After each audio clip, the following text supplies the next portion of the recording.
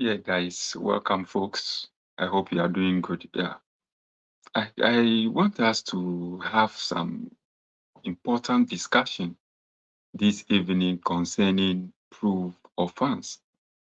And today we're going to actually talk about three important reality that everybody must know when it comes to show of proof of funds. Now, somebody may not know what is proof of funds. Proof of funds simply means a financial document that really talks about the amount of money you have.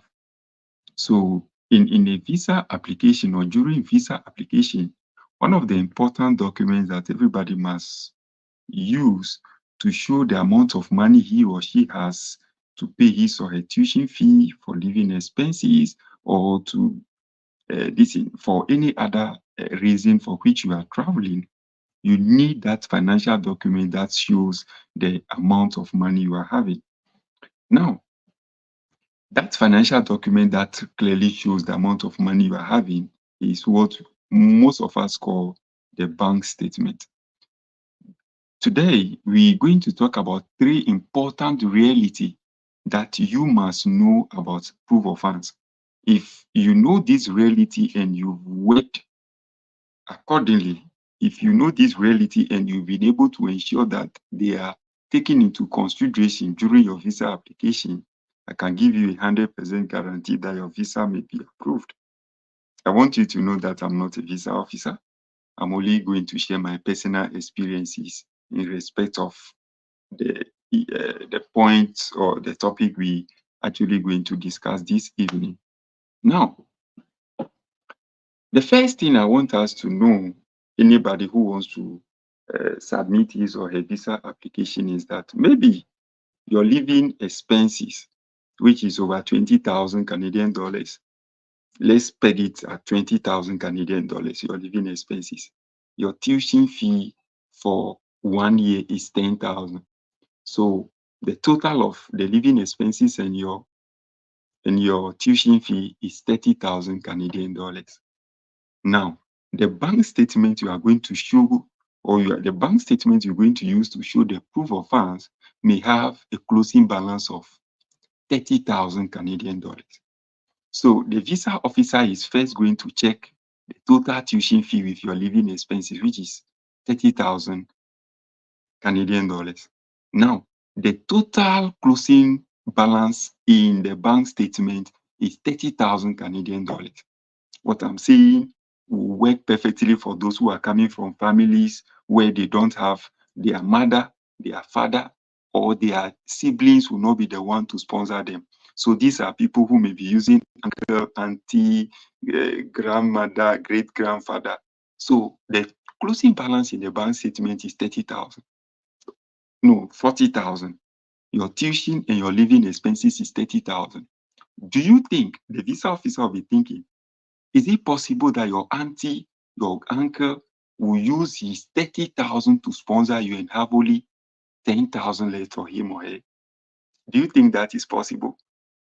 The person is going to use about 90% of his living expenses, his total savings, to fund your education and have only 10,000 left for him or her. You are not even the son or the daughter or whatsoever. The visa officer will think deep into this. And it's possible your visa may be refused based on the point I have spoken. So if you are somebody who wants to use a third party, you want to use a bank statement from somebody, the person is not too close to you. The best thing you need to do is that if the total living expenses and your tuition fee is 30,000, ensure that the closing balance in the bank statement should be about 90,000, 100 and something thousand. Now, when the visa officer is doing his or her analysis, we realize that your total tuition and your living expenses is 30,000, but the person has about 150,000 in his account, 200,000 in his account. So if the person takes out 30,000 Canadian dollars from 150 or 200,000 Canadian dollars, it will not affect the person. It shows that the person has a strong financial ground. This is the first reality I want you to have at the back of your mind. When you go for bank statement from your aunties, your uncles, and those of us who don't even have anybody, we just meet somebody by the roadside, we talk to him or her, and the person gives us the bank statement, and we are able to prove that this in any form of relationship with the person. That's the first reality I want you to know. Now, the second reality I also want you to know is that there are some of us who get bank statement or proof of funds from people who are businessmen. Now, the first reality I want you to know is that this businessman you are getting the bank statement from, maybe the business is registered. The business is what? Sole proprietorship business. If it's sole proprietorship, it means that only one person has control over the money in the account. One person has control over the business. One person decides as to how the money should be used. If it's a sole proprietorship business, it means that you can just meet the director. The sole proprietorship business have one director. That is the person who registered the business. You can meet that person. He or she gives you the bank statement, and you are good to go. That person makes all the decision. So once a person can give you the business registration certificate, the person can give you the Form A, then the person can give you his or her ID card. The person will be able to write a sponsorship letter. The person will establish the relationship he has with you, and the person is able to give you an affidavit. You are good to go. Now, it's also important that the person should be able to give you his or her asset documents. If the person has land, the person has cars, the person should be able to give you some of these things to prove that indeed he or she has a lot of money in his account. You get that? Or the person is well established. And the bank statement should also show that there is constant flow of money. The person has a regular income. So money comes, money goes, money comes, money goes. So the visa officer will know that indeed this person is an established this is a business person. So if he or she gives you 30,000 out of 200,000, the person will still be able to run his or her business. That is the first one. Now, the second or the third reality I also want to tell you about proof of funds is that if somebody is giving you a bank statement, and that bank statement is coming from a company that is a limited liability. Limited liability companies are companies that are being registered, that are being run by at least two directors and a secretary. Now, it means that limited liability companies are not owned by one person, they are owned by two or more people. Those who make decisions in these companies are not one person. Decisions are not made by one person. So one person cannot stand and just give you his or her bank statement. Most of these limited liability companies actually have board members. These board members have a chairman. So the board members of this particular company, limited liability companies, actually make laws. They make policies.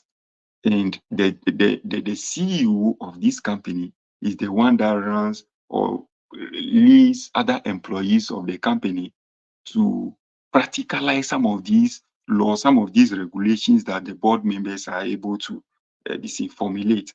You get that? Now, the chief executive officer is also part of the board members, but the board members have more say. The chairman of the board have more say as compared to the chief executive officer of this company. Now, so it means that one person cannot just give you a bank statement from a company that is a limited liability.